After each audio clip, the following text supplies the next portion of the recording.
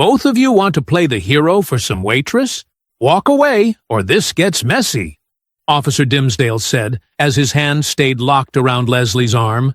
He looked at Harry Barkley and Jason Carlton with the contemptuous ease of a man convinced he was untouchable. Then he turned his back on them like they were nothing, like the uniform, the rank, and their years of classified operations meant nothing inside this diner. Harry and Jason held their ground, steady and unmoving. Years of military discipline kept both men composed. What Dimsdale couldn't possibly know was that the Navy SEALs he just dismissed had dismantled more dangerous operations than this, and had never once walked away from one unfinished. Before continuing, comment where in the world you are watching from, and make sure to subscribe because tomorrow's story is one you can't miss. The sign was hand-painted. Crooked letters on a piece of plywood nailed to a fence post at the edge of the highway ramp. Millie's Diner. Best biscuits in 3 counties. Harry Barkley drove past it without slowing down. "No," he said. "You didn't even look at it." "I looked." Jason Carlton twisted in the passenger seat and watched the sign disappear behind them. He pressed a hand to his chest like a man who'd been wounded. 3 counties, Harry. It says 3 counties. It says somebody painted a sign. A man with conviction painted that sign. Jason settled back and crossed his arms. A man who believed in something. Harry said nothing. He kept both hands on the wheel and his eyes on the road. They had been driving since 4 in the morning. Kings Bay was 12 hours behind them. Home was 3 hours ahead. The only thing he wanted was a shower, a real bed, and 8 hours of silence. The truck slowed down. Jason didn't say a word. He just looked out the windshield with a small, satisfied smile. Harry took the exit ramp. Harlan Falls. Georgia wasn't much to look at from the road. A gas station, a dollar store, a used car lot with plastic flags strung between the light poles. The kind of town that the interstate was built to bypass, and mostly did. But Millie's Diner sat right on Route 9 like it had always been there and always would be. Red vinyl booths in the windows. A hand-lettered chalkboard by the door advertising the Tuesday special. The parking lot had 6 cars in it before 8 in the morning, which was all the review either man needed. Harry pulled in. The bell above the door announced them when they walked in. Cool air hit them. The good kind of diner cool. The kind that smells like coffee and bacon grease and something that takes you back to somewhere you can't quite name, but know you've been before. The place was about half full. 2 old farmers sat at the counter on chrome stools, bent over their mugs like they'd been there since sunrise and planned to stay until noon. A young couple in a corner booth was coaxing a toddler into eating scrambled eggs. A woman near the window had a paperback open in front of her, a half-eaten piece of pie beside it. The photographs on the far wall covered it almost completely. Faces of regulars going back decades, smiling out at the room like a family reunion that never quite ended. Harry looked at the farmers, the woman with the book, the photographs. Some places just feel like something, he thought. Hard to explain, easy to feel. They slid into the back booth. She appeared almost immediately. She was young, maybe late 20s, moving through the diner the way someone moves when they know every inch of the place by heart. Not rushed, not slow, just sure of herself. Her uniform was clean and pressed. Her hair was pulled back neat.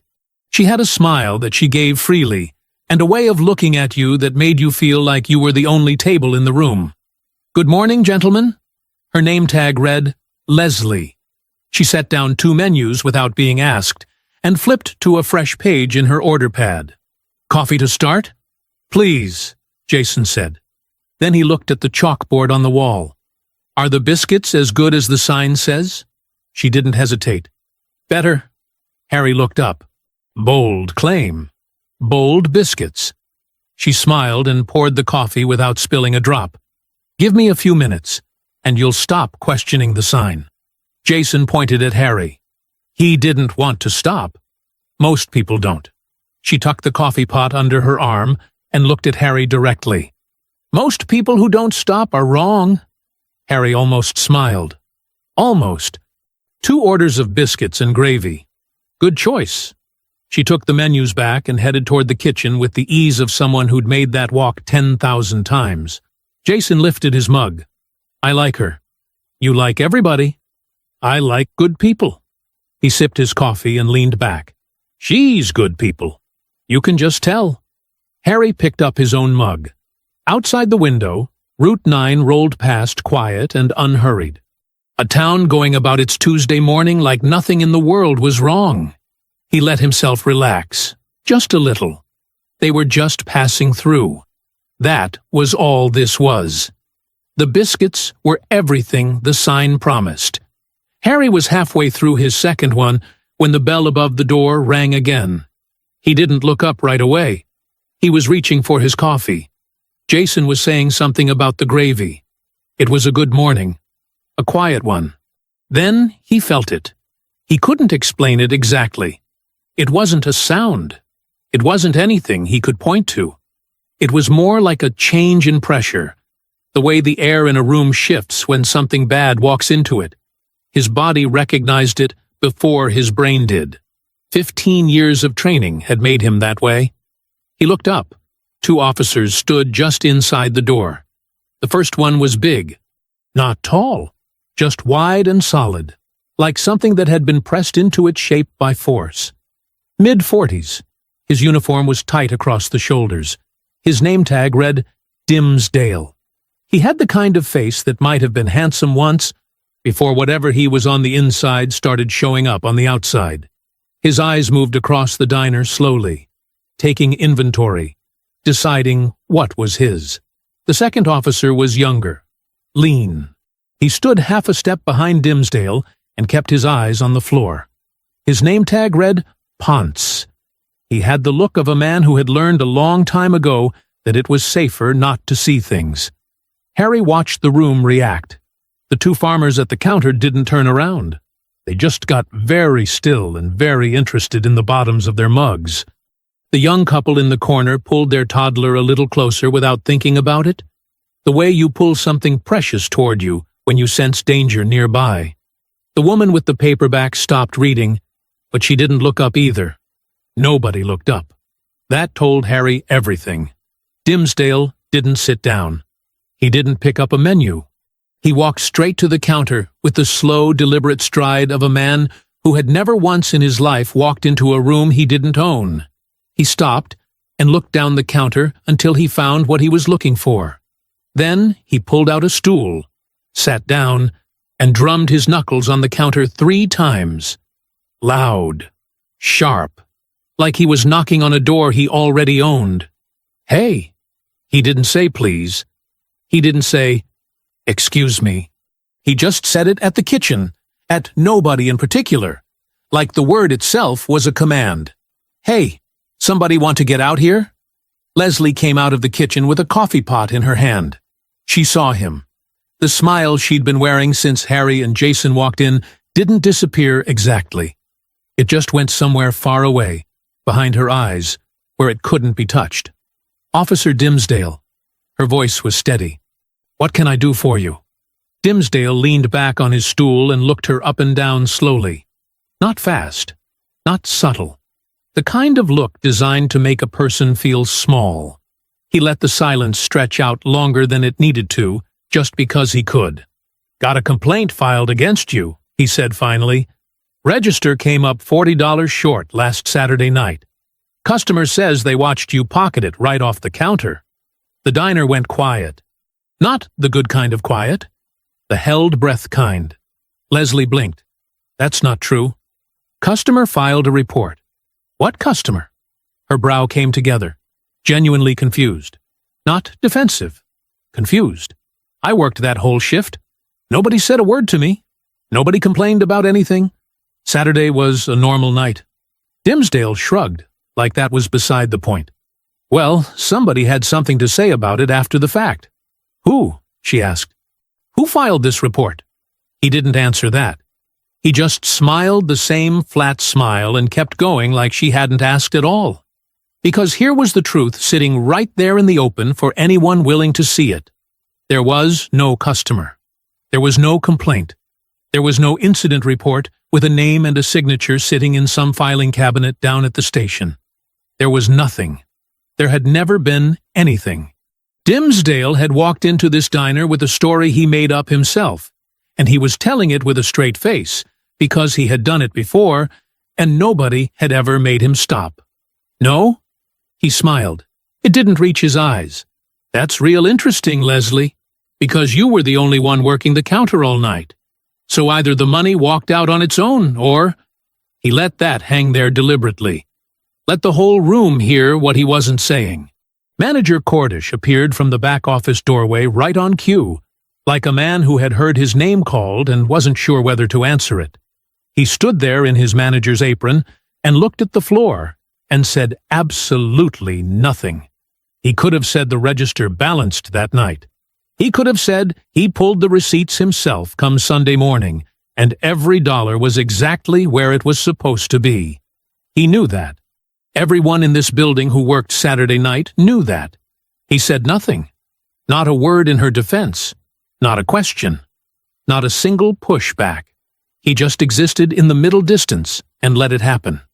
I didn't touch that register, Leslie said. Dimsdale tilted his head. You calling me a liar? I'm telling you the truth. He stood up off the stool. Slowly.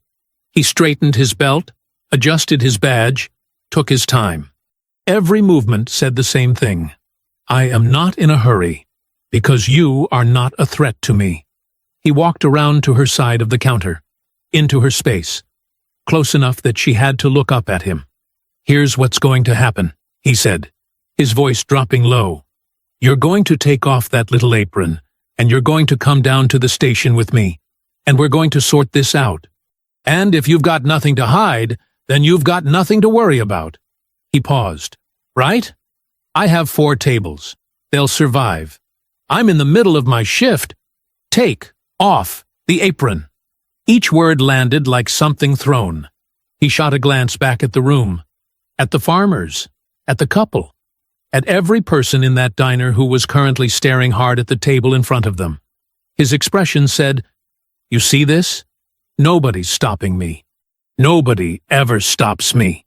Then he turned back to Leslie and snatched her by the forearm.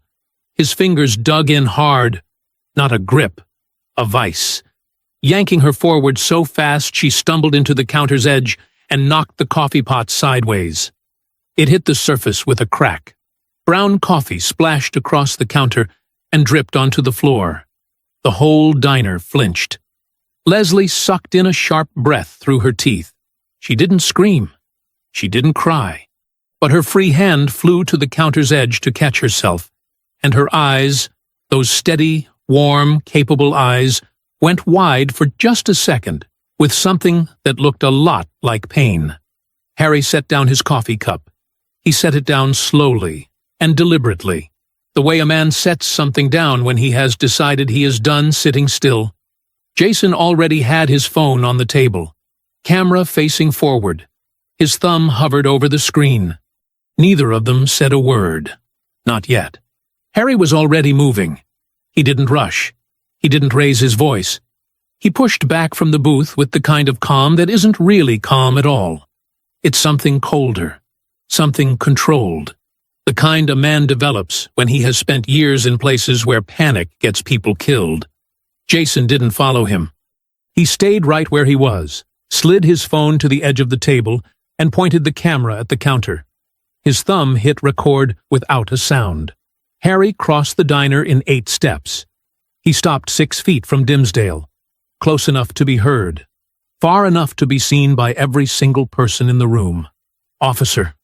His voice was level, unhurried. It cut right through the silence like a blade through still water. Take your hand off her arm. The whole diner held its breath. Dimsdale turned around slowly. His eyes traveled up Harry's frame. The uniform, the broad shoulders, the rank insignia, and something shifted behind his face. Not fear. Not yet. Just the look of a man doing quick math and deciding he didn't like the numbers. This is police business, Dimsdale said. Walk away. I'm not going to do that. Dimsdale let go of Leslie's arm. Not because he wanted to, because he needed both hands free and a new angle. He squared up to Harry and pulled himself to his full height, which still wasn't enough. "You got a problem, soldier." "Navy." Harry reached into his breast pocket and produced his military ID. He held it out flat so the entire room could read it. "Master Chief Petty Officer, United States Navy SEALs." "And yeah, I've got a problem." Dimsdale looked at the ID, looked at Harry, looked at the ID again. "I don't care if you're the president," he said. "You don't interfere with a law enforcement. You have no lawful basis to detain this woman." Harry's voice didn't get louder. It got cleaner, sharper, like he was reading from something printed in large, clear letters that everyone in the room could follow along with. "No probable cause, no warrant, no witness statement on record, because there is no witness, and there is no report, and you know that better than anybody standing here right now." Dimsdale's jaw tightened. Harry kept going. "Under Georgia Code Title 51, Chapter 7, what you just did, grabbing this woman, pulling her physically, making her stumble, that is unlawful restraint. That is battery. And it happened in front of a room full of witnesses." He paused just long enough to let that land. "And a camera." Dimsdale's eyes cut sideways to the back booth. Jason gave him a small wave. Phone still recording. For the first time since he walked through that door, something flickered across Dimsdale's face that wasn't confidence. Ponce, still standing by the door, shifted his weight from one foot to the other. He looked at his partner. He looked at the floor. He looked at Harry. He looked like a man who was beginning to understand exactly which side of history he was standing on. "You're making a big mistake," Dimsdale said, low, private, just for Harry. "I've made mistakes before." Harry didn't blink. "This isn't one of them." The silence stretched out. Then Dimsdale smiled. That flat, practiced smile that didn't mean anything good. He straightened his badge, took one long look around the diner, making sure everyone saw him leaving on his own terms, and then pointed a finger at Leslie. "This isn't finished," he said. "I'll be back with documentation. And next time, your little bodyguards won't be here." He turned and walked out. Ponce followed without a word. The bell above the door rang behind them. Nobody moved. Then the farmer at the counter, the older one, the one who had been staring into his coffee mug since the moment Dimsdale walked in, turned around on his stool and started clapping. Slow at first. Then the woman with the paperback joined him. Then the young couple. Then the other farmer. It built into something that filled the whole room and bounced off the photographs on the wall and rose up to the ceiling. Leslie stood at the counter. Her arm was red where Dimsdale's fingers had been. Her coffee pot was still lying on its side in a spreading brown puddle, but her back was straight. Her chin was up. She looked like a woman who had been hit and had not fallen. She turned to Harry. "Thank you," she said quietly. "But it won't stop." Harry looked at her. "Tell me," he said. Cordish disappeared back into his office without a word. Nobody was surprised. Harry slid into the corner booth. Jason stopped recording, pocketed his phone, and moved to join them. Leslie untied her apron, folded it over the back of a chair, and sat down across from them both. She pressed her fingers flat against the tabletop like she needed something solid to hold on to. The diner had gone back to its quiet hum. The farmers returned to their coffee. The woman with the paperback found her page. Everyone was pretending very hard that everything was normal.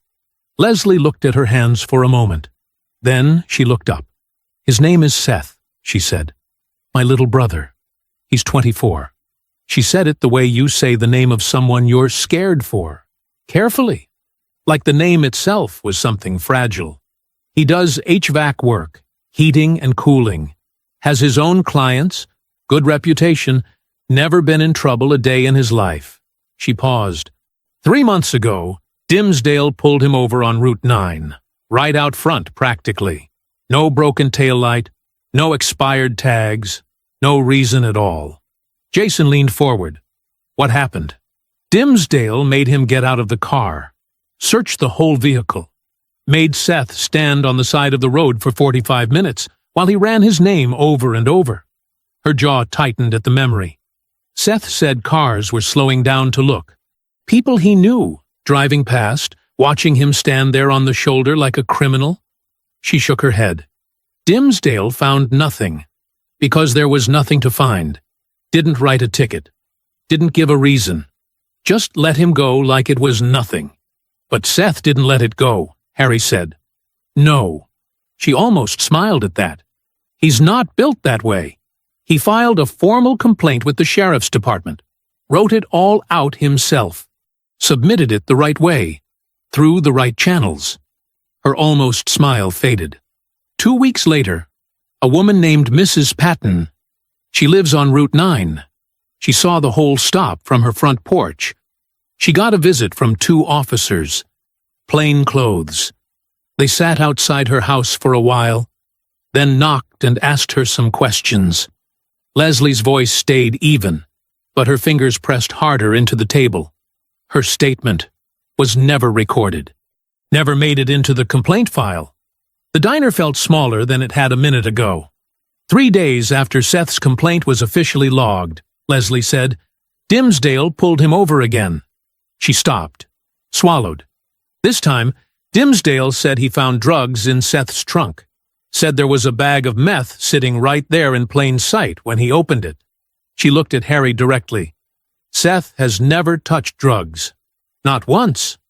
Not ever. I would know. I am the only family he has got. And I would know. The words sat on the table between them like something heavy. He's been in county jail for 8 days, she said. His trial starts in 6 days. And yesterday, her voice caught for just a second. Just 1 second. She pulled it back. Yesterday, his public defender called me and said he was withdrawing from the case. Something about a conflict of interest. Wouldn't explain it. Just said he was off the case and Seth would need to find other representation. 6 days before trial, Jason said quietly. 6 days before trial. She nodded. I've been calling lawyers, legal aid, anyone I can find. Nobody's moving fast enough. Nobody's moving at all. She looked down at her folded apron. The charges carry a mandatory minimum of 8 years. 8 years! The number landed like a fist. Leslie was 28 years old. Her brother was 24. 8 years meant he would be 32 before he saw the outside of a cell. 8 years meant his whole life, his work, his clients, everything he had built would be gone before he got out. And Dimsdale knew that. That was the point. This morning, Leslie said, when Dimsdale walked in here and grabbed my arm in front of all these people, that wasn't about any register. She looked up. Her eyes were clear and steady and burning with something that had been burning for a long time. That was him reminding me that he can do whatever he wants. To me, to Seth, to anybody. And nobody's going to stop him. The table was quiet. Jason looked at Harry. Harry looked at Leslie. Then Jason said, simply, and without any drama at all, we're not leaving. Harry nodded once, slow and certain. Tell me everything about Seth's case, he said. From the beginning. Harry stood up from the booth and walked outside. He needed air. He needed quiet. And he needed to make phone calls that Leslie Welcher did not need to hear him make. Not because they would frighten her, but because some of the favors he was about to call in existed in the space between official and unofficial. And that space was not somewhere civilians needed to visit. The morning sun hit him full in the face when he pushed through the door. Route 9 rolled past slow and easy. A pickup truck, a school bus, a woman walking a dog on the far shoulder. A perfectly ordinary Tuesday in a town that had been hiding something ugly for a very long time. He made 3 calls. The first was to a JAG officer named Billy, who owed him a favor going back 4 years. Harry gave him 2 names, Fabio Dimsdale and the Harlan County Sheriff's Department, and asked him to run everything he could find. Publicly available. Complaint history. Disciplinary records. Civil suits. Anything. The second call was to Agent Reller. He got voicemail. He left a message that was short and specific, and said everything it needed to say without saying anything it shouldn't. The third call was to Atlanta. The phone rang twice. Valerie Richards. It's Harry Barkley. A pause. Then, Harry. Her voice shifted, not softer, just more focused. Valerie Richards had two speeds, working and sleeping, and she slept very little. How bad? 24-year-old man. Fabricated drug charges. Trial in 6 days. Public defender just withdrew. The officer who made the arrest has a history, and the DA's office is involved. He paused. I need you down here. Another pause. Shorter this time. Where's here? Harlan Falls, Georgia. Route 9. I know where that is. He heard movement on her end. A drawer opening. Keys. I'm getting my bag. That was Valerie. No negotiation. No list of reasons why it was complicated. Just her bag off the hook and her feet moving toward the door because that was who she was and had always been. I'll text you the address, Harry said. Don't bother. I'll find the diner. She paused. There's always a diner. He hung up and stood in the parking lot for a moment longer. Then he went back inside. Jason had not been idle. He had his phone flat on the table and both thumbs moving, pulling up every public record he could find. Court filings, news archives, county commission minutes, the kind of documents that lived in plain sight on government websites that nobody ever thought to look at. He looked at them. Harry slid back into the booth. Valerie's coming. Leslie looked up. Who's Valerie? The best civil rights attorney in Atlanta. Harry looked at Jason. What do you have? Jason turned his phone around and set it on the table between them. The DA prosecuting Seth's case, he said. His name is Von Hudson. Harry read the screen. Then he went very still. Billy called me back while you were outside, Jason said. Ran the names like you asked. He tapped the phone. Von Hudson and Fabio Dimsdale are brothers-in-law. Hudson married Dimsdale's sister 23 years ago. They are family. The word landed in the booth like a stone dropped into still water. Leslie stared at the phone. They're... what? Family, Jason said. And it goes further than that. He scrolled down. In the last 4 years, 3 people filed formal complaints against Dimsdale. 3 separate incidents. 3 separate people who decided to do the right thing and go through the proper channels. He looked at Leslie. Sound familiar? She said nothing. First one moved out of town 8 months after filing. Second one recanted. Withdrew the complaint completely. No explanation on record. Jason paused. Third one is currently sitting in the state penitentiary on a conviction prosecuted personally by Von Hudson. The booth was absolutely silent. Harry looked at the table. He was putting it together the way he put everything together. Methodically, completely. Without room for the comfortable lie that this was coincidence.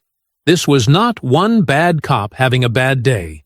This was a system, built carefully, maintained quietly, designed to make sure that anyone who challenged Fabio Dimsdale ended up worse off than before they tried.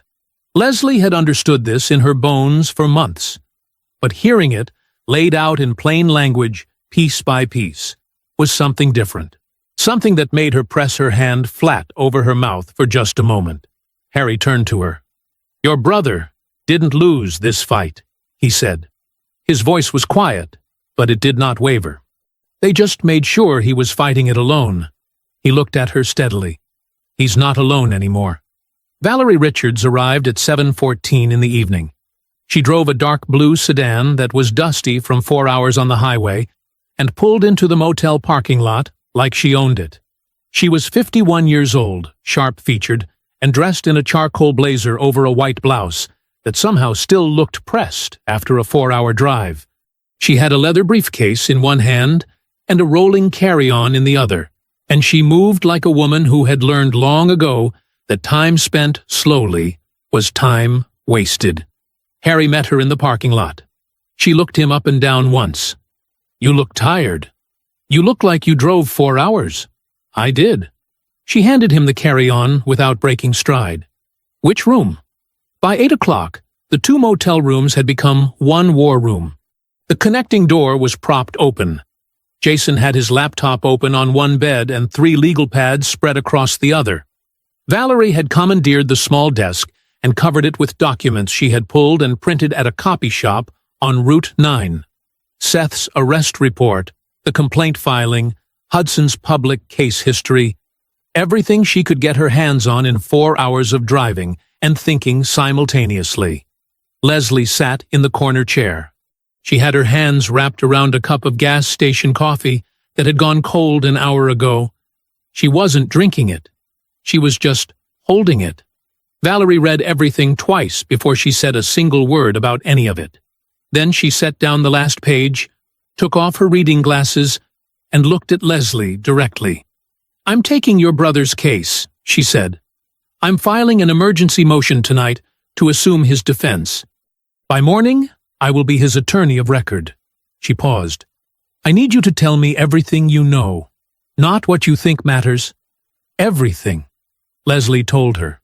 Valerie wrote without looking up.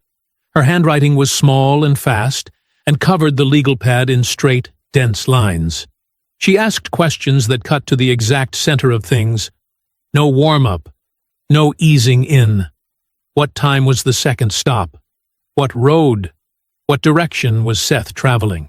Had he been to any location that day that could explain being in that area? Who knew he filed the complaint? How long between the filing and the arrest? Leslie answered every question. Harry and Jason listened and said nothing. This was Valerie's room now. When Leslie finished, Valerie tore the top sheet off the legal pad and pinned it to the wall above the desk, with a thumbtack she produced from her blazer pocket, like she had been expecting to need it. "Here is what we are working with," she said. 6 days. No defense attorney on record as of this morning. A compromised DA who is family to the arresting officer. A judge who has spent 30 years in the same county as both of them. She capped her pen. The case against Seth looks airtight on paper. That means our job is to find the paper that isn't there. Jason looked up from his laptop.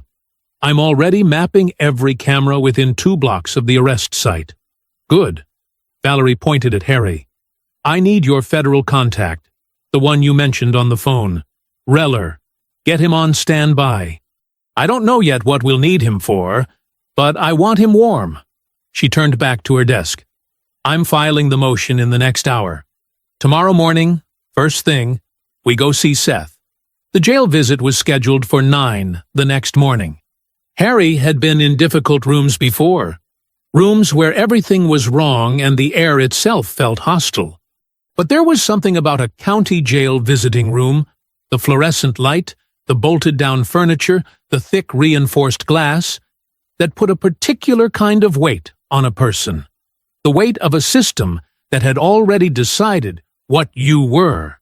Seth Welcher was brought in wearing a county-issued jumpsuit 2 sizes too big for his frame. He was 24 years old, and he had been inside for 8 days, and it showed. Not in weakness. He walked straight, kept his chin up, but around his eyes there was something that hadn't been there before. Something dim. The look of a man who has started to believe that hoping costs more than it's worth. He sat down across the glass from Harry and Jason. He looked at them both for a long moment. 2 big men in civilian clothes who were strangers to him in every sense. "Why are you doing this?" he asked. Harry leaned forward. "Because your sister asked us to," he said. "And because it's right." Seth looked down at his hands. They were folded on the table in front of him. The hands of a man who fixed things for a living, who had built something honest from nothing, who had filed a legitimate complaint through legitimate channels and been destroyed for it. Then he looked back up, and he told them everything. Seth's account was precise. That was the first thing Harry noticed. The kid didn't ramble, didn't exaggerate. He told it the same way a good witness tells it, start to finish, in order, exactly what he saw and heard and felt, without decoration. The second stop, the headlights in his mirror, Dimsdale's voice, Ponce standing back by the cruiser. the exact moment Dimsdale walked to the rear of Seth's car. "He walked around to my trunk," Seth said. "I heard a door open, but it wasn't my trunk." He looked at Harry steadily. "I never opened my trunk. I never touched it. He opened something on his own car first. Then he came back to mine." Jason wrote it down, word for word. They had 2 names from Seth before the visit ended. A retired schoolteacher named Eunice Patton, who lived on Route 9 and had watched the second stop from her front porch, and a young man named Troy Hayes, who had been parked at the Route 9 Gas and Go across the road, waiting for a friend. 2 witnesses. It wasn't much, but it was something. Eunice Patton lived in a pale yellow house with a covered porch and a flower bed that ran the full length of the front yard. She answered the door before Harry could knock a second time, which told him she had seen them coming up the walk and had been deciding whether to open it. She was 68 years old, small and neat, with reading glasses pushed up on top of her head, and the careful eyes of a woman who had lived in Harlan Falls long enough to know exactly how things worked here. She looked at Harry, then at Jason, then past them both at the street. "Come inside," she said quietly. "Don't stand on the porch." She had sweet tea ready, which meant she had been expecting someone eventually. She sat across from them in a floral armchair and folded her hands in her lap and listened while Harry explained who they were and why they were there. When he finished, she was quiet for a long moment. "I saw it," she said finally. "The whole thing. I was sitting right out there." She tilted her head toward the front porch. "I saw that officer walk to the back of his own car before he ever touched that boy's trunk."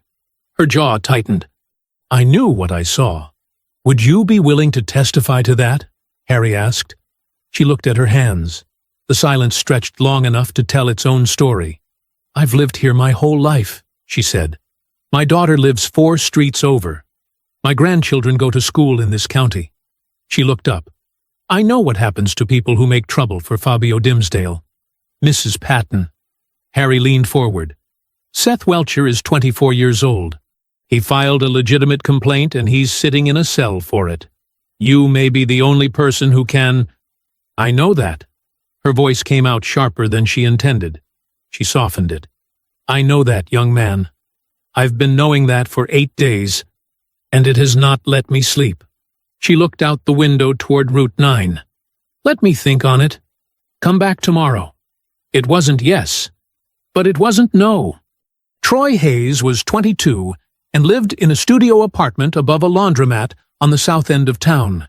He cracked the door open 4 inches and looked out at them through the gap like a man who had learned to be cautious about who he let in.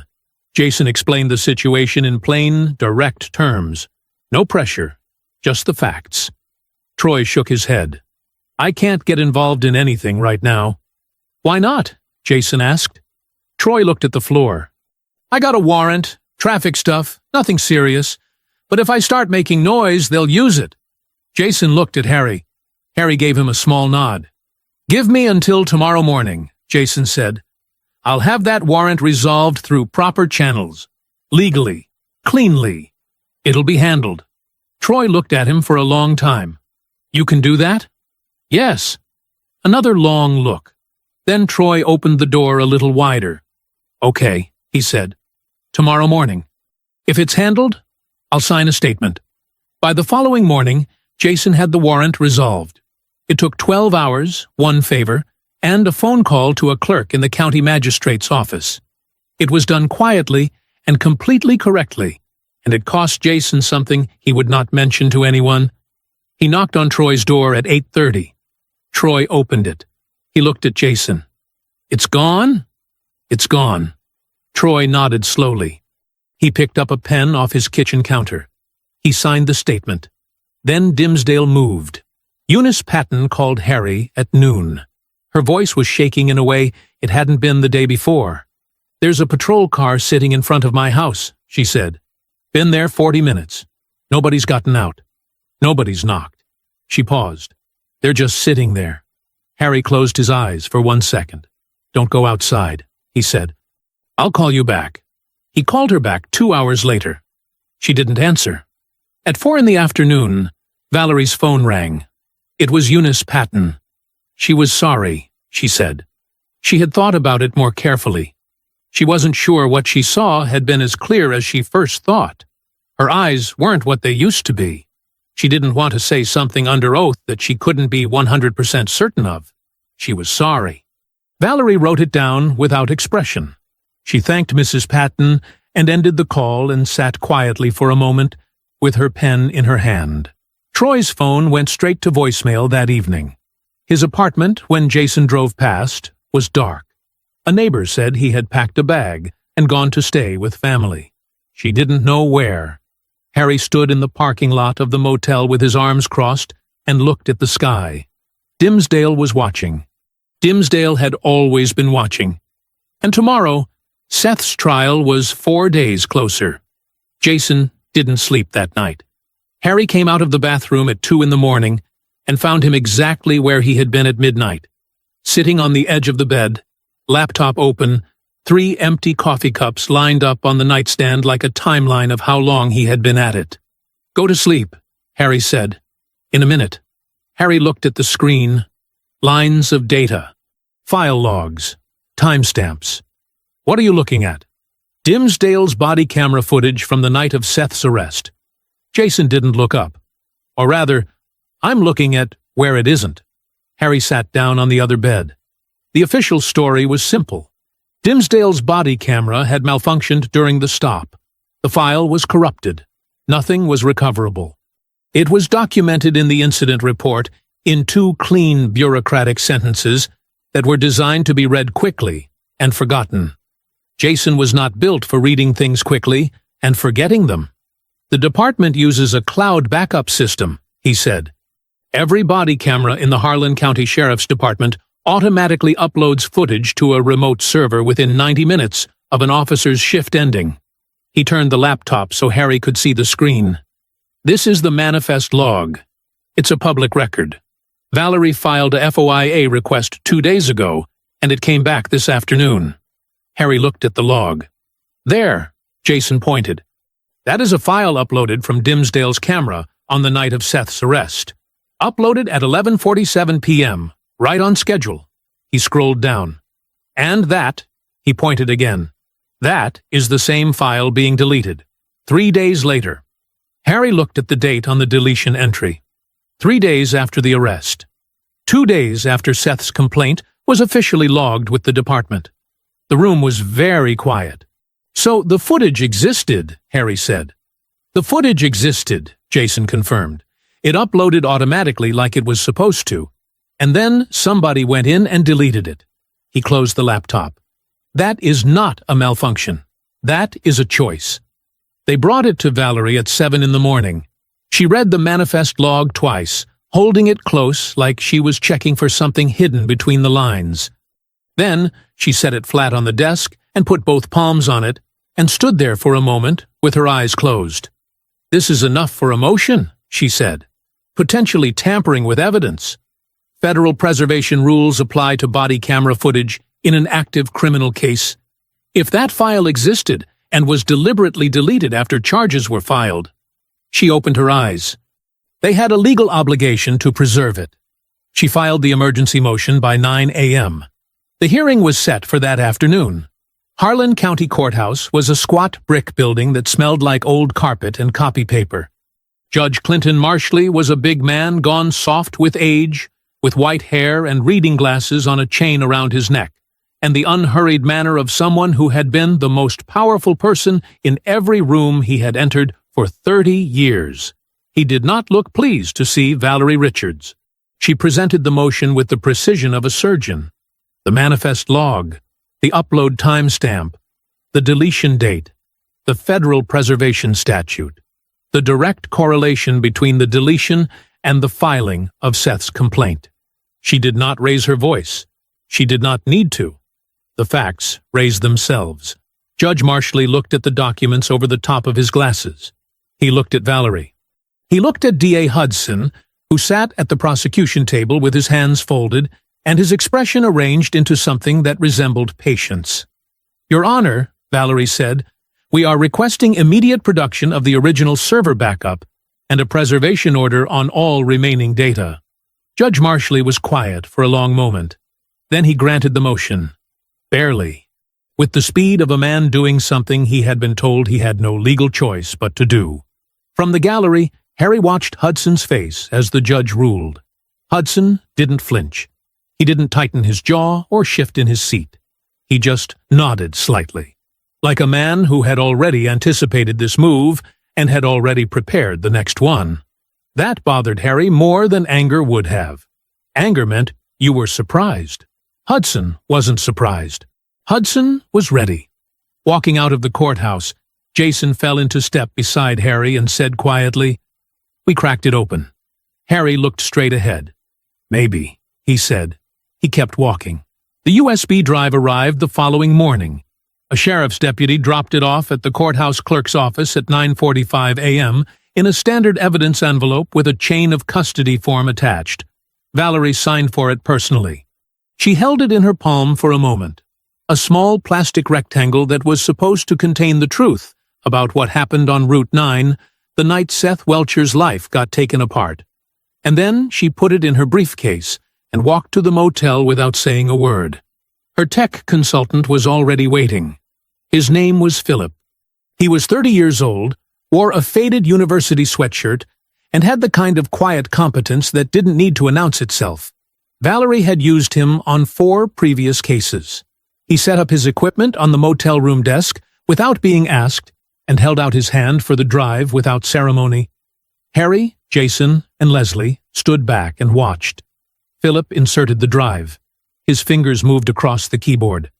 The room was silent except for the low hum of the laptop fan and the distant sound of a truck on Route 9. Then footage appeared on the screen. A dashboard view. Night. The familiar stretch of Route 9 caught in the white beam of patrol car headlights. The timestamp in the corner read the date of Seth's arrest. The audio was clear. Road noise, the crackle of a police radio, Dimsdale's breathing. Seth's car came into frame, pulled over. Hazard lights blinking orange in the dark. They watched Seth get out of the car, watched him put his hands up without being asked. The practiced, instinctive movement of a young black man who had been taught from childhood exactly how to survive a traffic stop. Watched him comply with every instruction. Step back. Turn around. Hands behind his head. He did everything right. Every single thing. Leslie made a small sound beside Harry. Not quite a word. He didn't look at her, but he moved half a step closer. And then the footage stopped. Not gradually. Not with static or distortion. Just stopped. A clean cut. Like a page torn from a book. One frame Dimsdale was walking toward the rear of Seth's vehicle, and the next frame he was back at the driver's window, and the timestamp had jumped forward by exactly 4 minutes and 11 seconds. 4 minutes and 11 seconds. Gone. According to Dimsdale's written report, those were the exact 4 minutes and 11 seconds during which he approached the rear of the vehicle, opened the trunk, and discovered the bag of methamphetamine sitting in plain sight. The most important 4 minutes of the entire case. Vanished. Philip leaned back in his chair. "This wasn't corrupted," he said. He said it the way a doctor says something definitive, not dramatically, just clearly. A corrupted file degrades. The audio breaks up, the image pixelates, the timestamp stutters. This is a clean cut. Someone went into this file and removed that section deliberately. Jason stood up straighter. Valerie turned to look at Harry. Harry looked at the screen. At the timestamp frozen after the jump. At the 4 missing minutes sitting in the middle of the footage, like a hole punched through the center of a piece of paper. "That's tampering," Jason said. "That is tampering," Valerie confirmed. Her voice was controlled, but something moved behind her eyes. Something sharp and certain. She turned to Philip. "How fast can you document that technically? In language a judge can understand?" 2 hours. "You have one." She was already reaching for her legal pad. "I'm filing a motion to dismiss. Evidence tampering. The chain of custody on these charges runs directly through footage that has been deliberately altered." She wrote as she talked. This isn't just cause for dismissal. This is a federal crime. She looked up. For just a moment, one brief, unguarded moment, the room felt different, lighter, like something that had been pressing down on all of them since the day they walked into this fight had lifted slightly. Leslie pressed both hands over her mouth. Jason exhaled slowly through his nose and looked at the ceiling. Harry looked at the screen, at the clean, deliberate cut in the middle of the footage. They had them. The evidence was right there. Documented, technical, undeniable. Dimsdale had stood in that courtroom and submitted footage he had personally edited. That was not a mistake. That was not a malfunction. That was a man so certain of his own protection that he had committed a federal crime on a court-ordered evidence submission and handed it over with his name on the envelope. Harry should have felt relieved. He didn't. He stood at the edge of the room and watched Valerie write, and felt the thing he always felt when a situation resolved itself too cleanly, too fast, too conveniently. The same quiet warning he had felt every time, in every operation, right before the ground shifted beneath his feet. He kept it to himself, for now. The motion was heard the next morning. Valerie had been up until 2 a.m. preparing it. Every argument clean and precise. The technical documentation from Philip, the timestamp analysis, the chain of custody. She had built it the way she built everything, carefully, completely, with no gaps and no assumptions. She walked into that courthouse looking like a woman who had already won. Judge Marshley called the hearing to order at 9 a.m. sharp. Valerie presented the motion in 14 minutes. She laid out every piece of evidence in plain, logical order. The cloud backup log showing the original upload. Philip's technical analysis confirming deliberate editing rather than corruption. The 4-minute and 11-second gap landing exactly where Dimsdale's report claimed the drugs were found. She connected every dot clearly and without drama, because the facts didn't need drama. They needed to be heard. When she finished, Judge Marshley looked at D.A. Hudson over the top of his glasses. Hudson stood up slowly. He buttoned his jacket. He smoothed the front of it. He picked up a single manila folder from the table in front of him, opened it, and removed a small stack of documents with the unhurried ease of a man who had been waiting for this exact moment since before the hearing was even scheduled. "Your Honor," he said pleasantly, "I appreciate Ms. Richards' thorough presentation. I'd like to offer some context." He submitted the documents to the clerk. Copies were handed to Valerie. She looked at the top page. Harry watched her face from the gallery. He watched something change in it. Not collapse, not break, but tighten. The way a face tightens when it absorbs something unexpected and refuses to show how much it hurts. Hudson explained it with the calm patience of a professor, correcting a student's honest mistake. The 4-minute gap in Dimsdale's body camera footage, he said, was entirely consistent with a documented firmware malfunction affecting that specific model of department-issue body camera. A glitch that caused intermittent recording gaps during high CPU operations, such as night vision activation, combined with simultaneous audio processing. The department had identified the issue 6 weeks before Seth's arrest and submitted a formal memo to the manufacturer. He had the memo. He had the manufacturer's acknowledgement letter. He had documentation of 3 prior incidents, other officers, other stops, same gap pattern, from the 2 months preceding the arrest. He submitted all of it, every piece of it real, every piece of it official, every piece of it prepared and waiting like a trap that had been set before anyone even knew they were walking into the woods. Valerie objected, twice, precisely. She argued that documented prior glitches did not explain metadata inconsistencies in the specific files submitted. She argued that the deletion from the cloud backup remained unaddressed. She argued that the correlation between the deletion date and the complaint filing date was not coincidental. Judge Marshley listened to all of it. Then he ruled. The gap was consistent with a documented technical fault. There was insufficient evidence that the submitted file had been manually altered. The production order had been satisfied. The motion to dismiss was denied. Seth's trial would begin as scheduled. Tomorrow morning, 9 a.m. The courthouse hallway was empty when they walked out. Valerie stopped walking about 20 feet from the exit doors. She turned toward the wall. She put the fingertips of one hand flat against the paint and stood there with her head slightly bowed and breathed. In, out, in. Harry and Jason stood back and gave her that. After a moment, she straightened, turned around, and put her reading glasses back in her pocket. Her face was composed. Her voice was steady. "He had it ready," she said.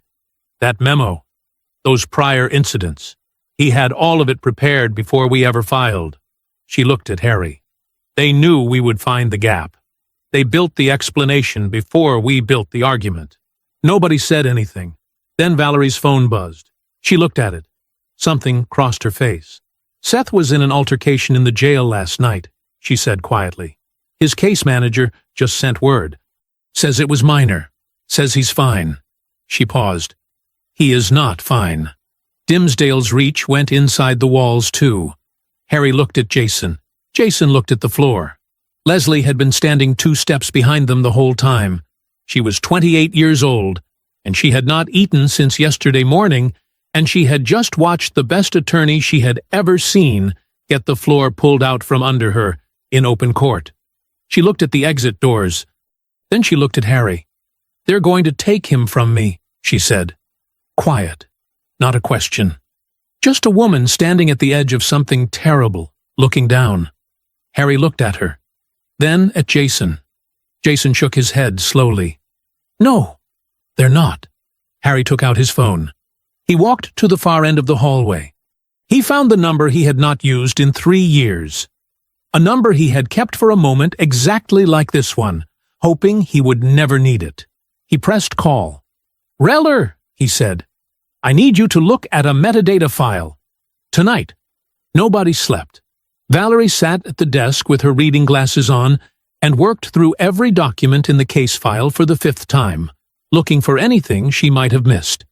Leslie sat in the corner chair with her knees pulled up and her phone in her hand, checking it every few minutes like Seth might somehow call from inside a county jail at midnight. Jason had his laptop open and his headphones around his neck, and was doing what he did best, pulling footage, cross-referencing timestamps, following threads that most people wouldn't have thought to pull. Harry sat on the edge of the bed and waited. He was good at waiting. It was one of the things the Navy had built into him so deep it had become part of his structure. You did your preparation, you put your people in position, and then you waited with your whole body alert and your face completely still until the moment came. The moment always came.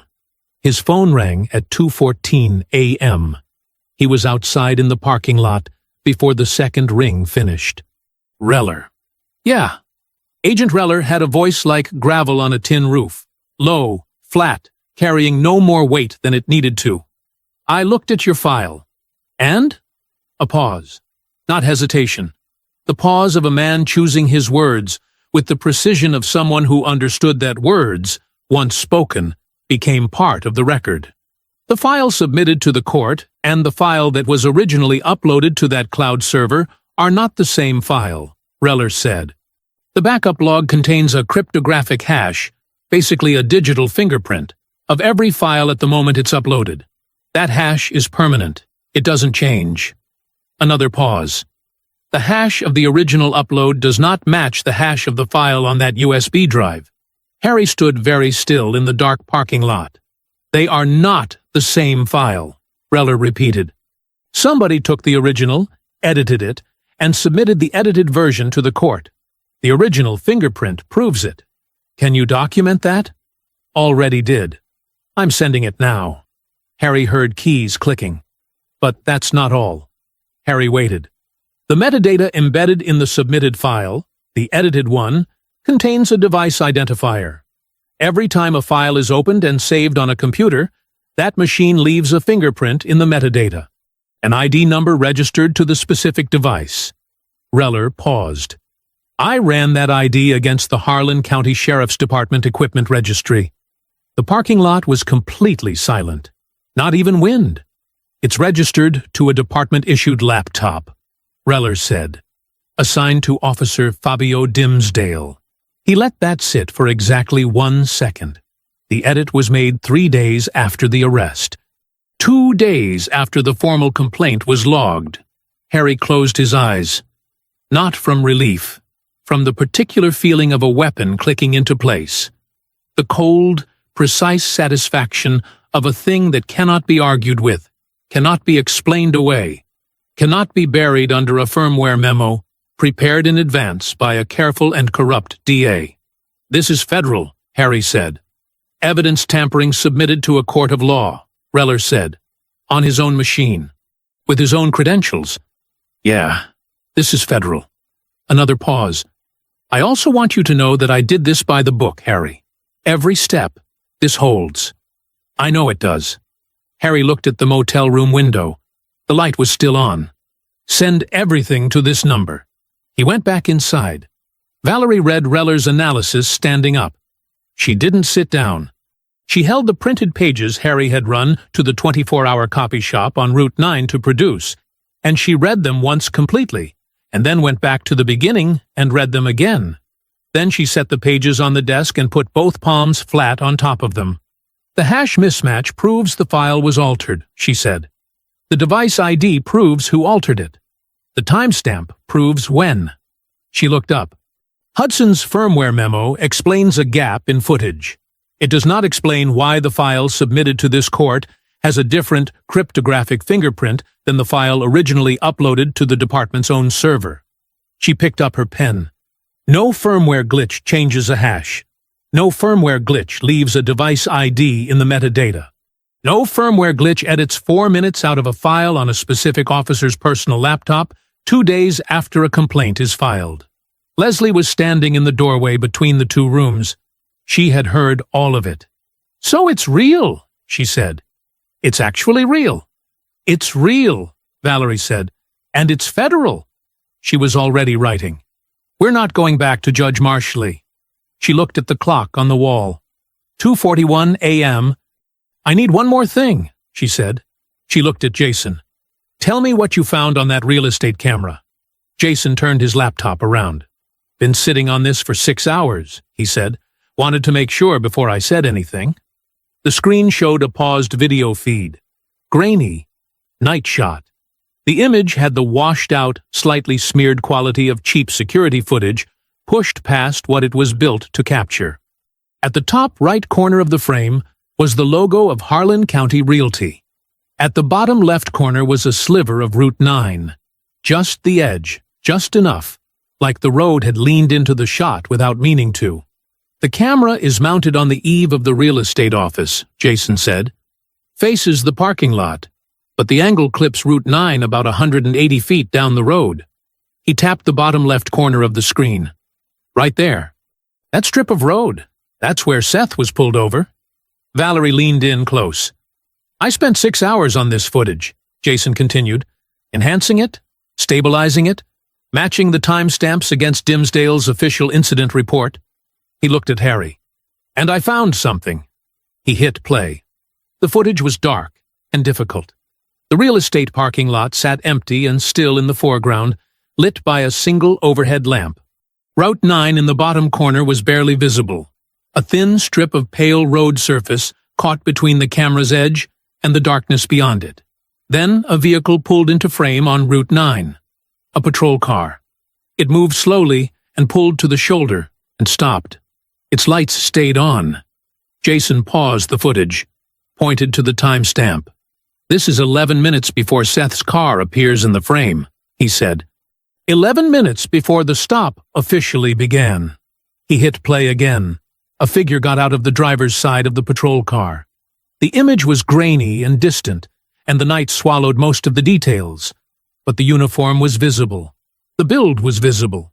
And the movement, deliberate, purposeful, unhurried, was visible. The figure walked to the rear of the patrol car, opened it, reached inside, removed something. The object was small, and the image was too degraded to identify it with certainty. But the action was clear. The figure held something, looked at it briefly, and then closed the rear of the vehicle.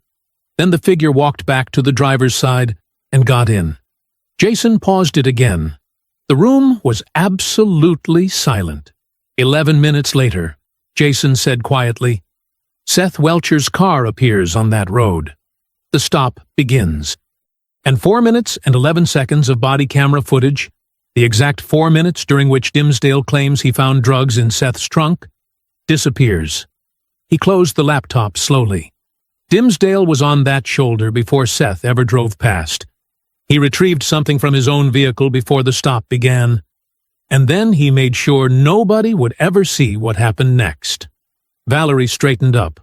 She was not a woman given to visible emotion in working moments, but something moved across her face, something quiet and fierce and absolute.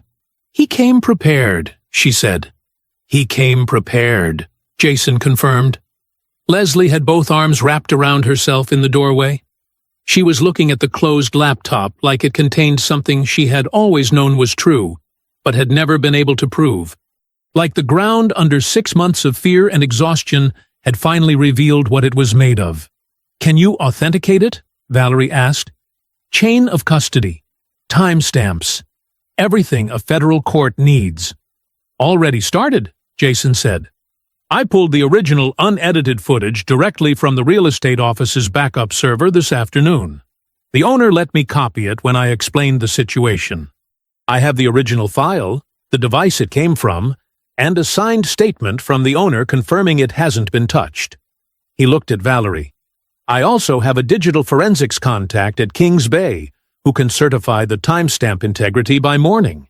Valerie nodded once, the nod of someone moving immediately to the next step.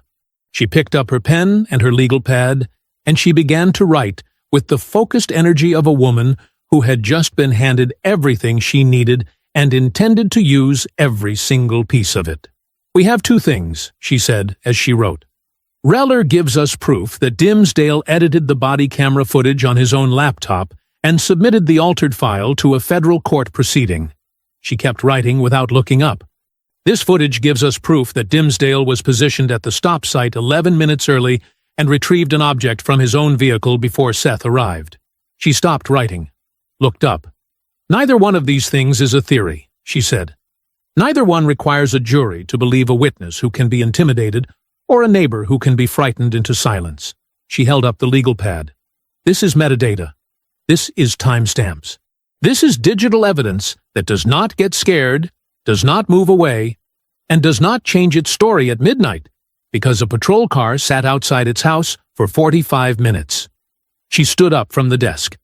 "We're bypassing Marshley entirely," she said. "This goes to federal court. Tonight." She looked at the clock.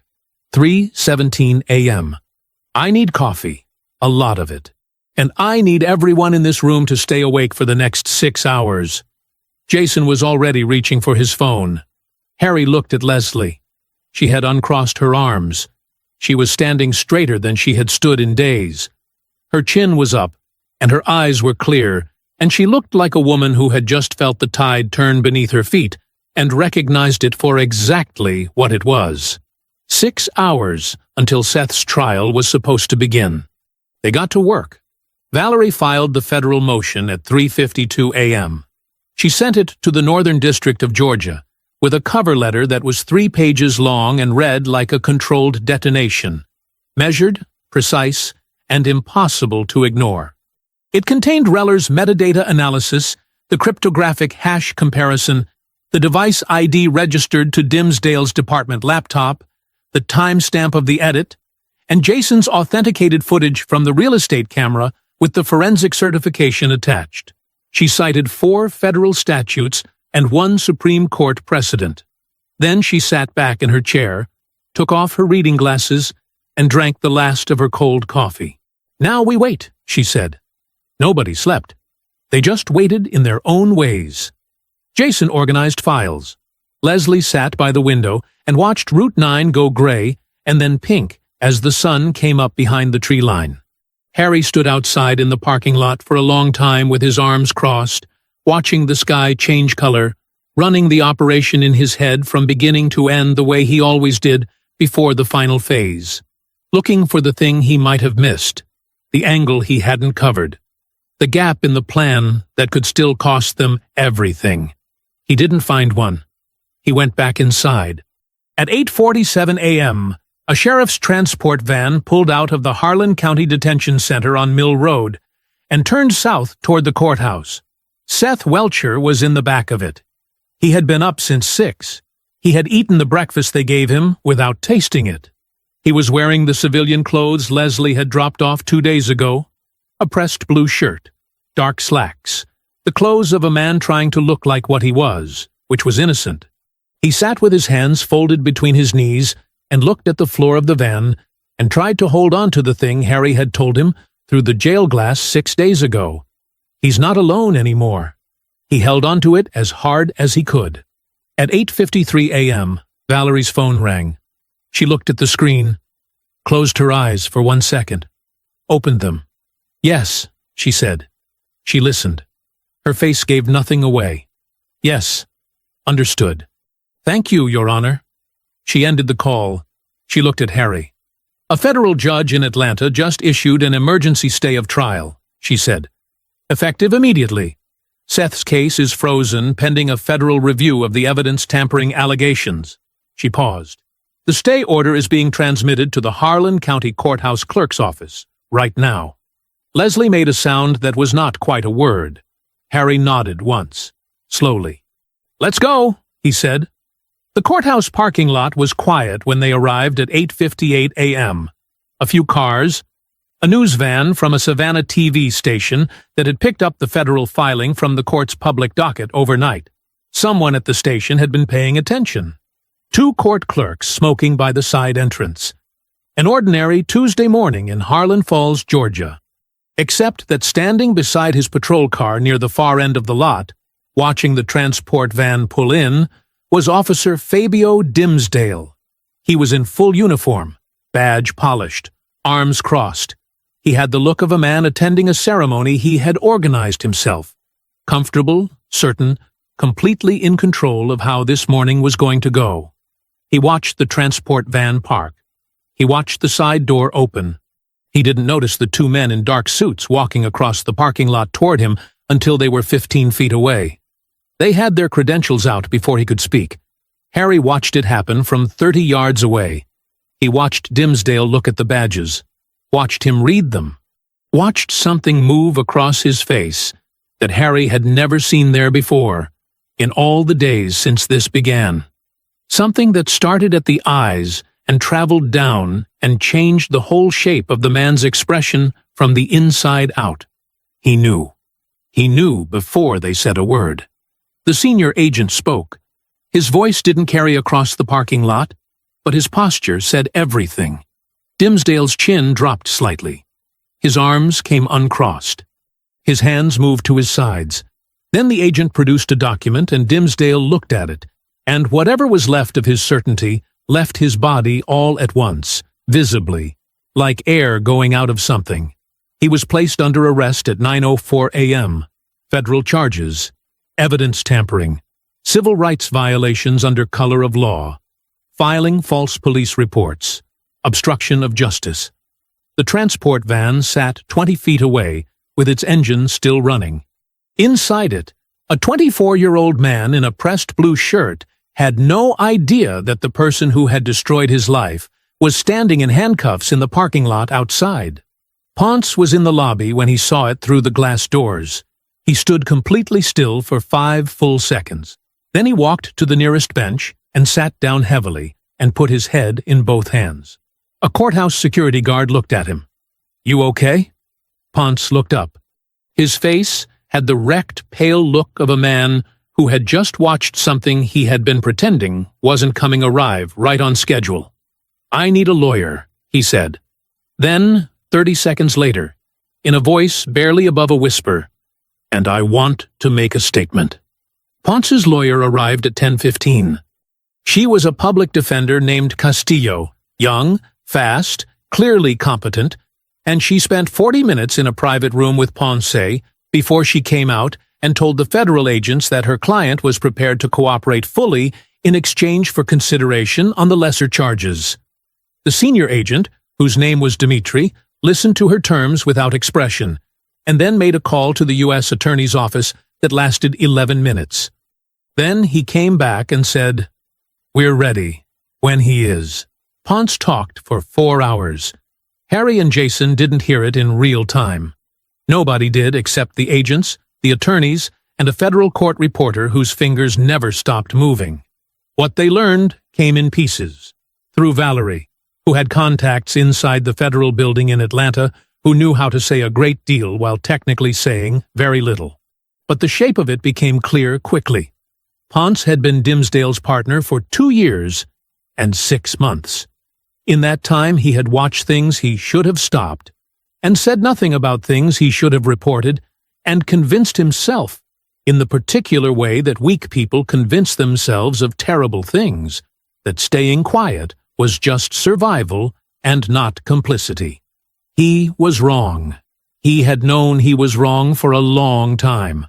He named 6 cases, 6 separate incidents over 3 years in which Dimsdale had used his badge as a weapon against people who had challenged him, inconvenienced him, or simply existed in his path on the wrong day. Traffic stops that were never about traffic. Searches that were never about evidence. Charges that were never about the law. He named the dates. He named the locations. He described conversations, specific words, specific phrases, that passed between Dimsdale and D.A. Von Hudson before formal charges were ever filed in those cases. Informal calls. Texts. A standing lunch at a steakhouse on the county line every other Thursday, where the 2 men discussed, over their meals, which cases needed to move fast, and which complaints needed to disappear, and which witnesses had suddenly become uncertain about what they saw. Hudson didn't just prosecute the cases Dimsdale brought him. He shaped them. He prepared for challenges before they were filed. He built contingencies, like the firmware memo, into cases before defense attorneys even knew which way the wind was blowing. He had been doing it for years with the smooth, practiced ease of a man who had never once been asked to explain himself and had stopped expecting that he ever would be. Ponce knew about the body camera edit, not the technical details. He wasn't that kind of careful, but he knew. He had been in the patrol car when Dimsdale spent 40 minutes on his laptop the night after the arrest. He had asked what Dimsdale was doing. Dimsdale had told him to mind his own business in language that was clear about what the consequences of not minding it would be. Ponce had minded his own business. He said that into the record, with his head down and his voice flat, and the particular exhausted honesty of a man who had run out of places to hide from himself. Von Hudson resigned at 12:17 p.m. His assistant released a 2-paragraph statement to the local press citing personal health concerns and a desire to spend more time with his family. It was the kind of statement that said nothing, and everyone understood perfectly. The State Bar Association opened a formal investigation before the afternoon was out.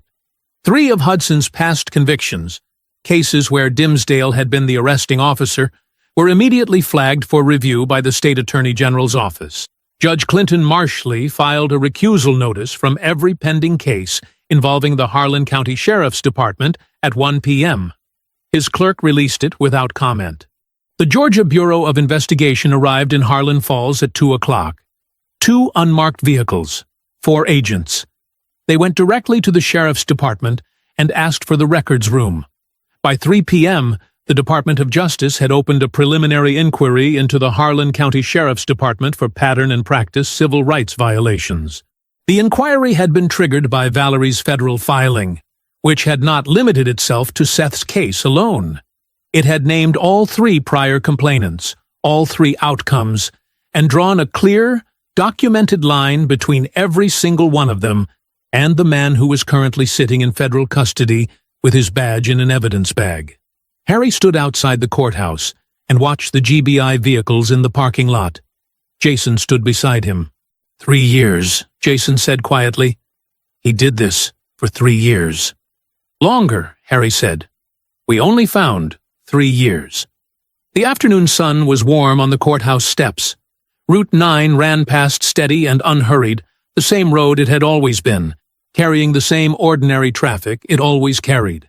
Except that today, for the first time in a very long time, something in this town had shifted. Something that didn't shift back. The dismissal order came at 2:31 p.m. A federal public affairs officer read it aloud in the courthouse hallway. A narrow corridor with fluorescent lights and scuffed linoleum floors that had seen a lot of things go wrong over the years and had never once cared. He read it in a flat, official voice that gave no particular weight to any individual word, because official voices never do. But every word landed anyway. Charges dismissed with prejudice. With prejudice. That meant permanent. That meant final. That meant Fabio Dimsdale could rot in federal custody for the rest of his natural life, and nobody, not another DA, not another judge, not another corrupt machine in another county, could ever pick these charges back up and use them against Seth Welcher again. Done. Finished. Gone. The public affairs officer folded the order, tucked it under his arm, and walked back down the hallway the way he had come. His shoes squeaked on the linoleum. Nobody moved for a moment. Then Valerie Richards exhaled, long and slow and complete, and pressed 2 fingers to the bridge of her nose and stood very still with her eyes closed. It lasted 3 seconds.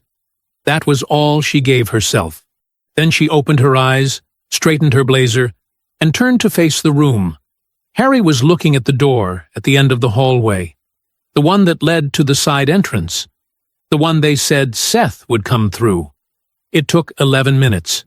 11 minutes of the 4 of them standing in that hallway, Harry, Jason, Valerie, and Leslie, not talking much, not needing to. Jason checked his phone. Valerie reviewed something in her briefcase. Harry stood with his arms at his sides and watched the door. Leslie watched the door too. She had her hands clasped in front of her, and her back straight, and her chin level. She was 28 years old, and she had worked double shifts, and eaten vending machine dinners, and made phone calls that rang out to voicemail, and stood in her own workplace, while a man grabbed her arm, and a room full of people looked at the floor. She had sat in courtrooms and motel rooms, and a county jail visiting room. She had not broken. Not once. Not even close. The door opened. A corrections officer came through first. Then Seth. He was still in his civilian clothes, the pressed blue shirt, the dark slacks, the clothes of an innocent man who had spent 9 days being treated like he was something else. He came through the door blinking slightly, the way people blink when they step from one kind of air into another. He looked at the hallway, at the fluorescent lights, at Valerie, at Jason. Then he found his sister. Leslie didn't run. She walked, steady and purposeful, the way she did everything, the way she carried plates and refilled coffee, and stood her ground in a diner and refused to be made small. She crossed the hallway in 8 steps, and when she reached him, she put both hands on either side of his face and held it. She looked at him for a long moment. His face, his eyes, the bruise along his jaw that was yellowing now at the edges. All of him. Seth's chin trembled once. He pressed his lips together hard and held it. The hallway was quiet. What passed between them in that moment was not something the narrative attempted to capture. Some things belong only to the people inside them. 9 days. A fabricated charge. 8 years hanging over a 24-year-old man's head like a blade on a string. The particular terror of a system turning against you, and the particular relief of discovering it could still be stopped. That lived between Leslie and Seth and nowhere else. After a moment, she pulled him close, and he dropped his head and let her hold him the way younger siblings let older ones hold them when there is nobody watching and the pretending is finally over. Harry turned away, gave them that. Jason looked at the ceiling for a moment, with his jaw set and his eyes bright, and his expression arranged into something that was not going to be called what it was. Valerie closed her briefcase with a soft click. After a moment, Jason said quietly, Not to anyone in particular, just to the air. You know, I really just wanted the biscuits. Harry stood with his back to the room and his arms crossed. Something happened at the corners of his mouth. Not a smile, exactly. Something better. If you enjoyed the story, leave a like to support my channel, and subscribe so that you do not miss out on the next one. On the screen, I have picked 2 special stories just for you. Have a wonderful day.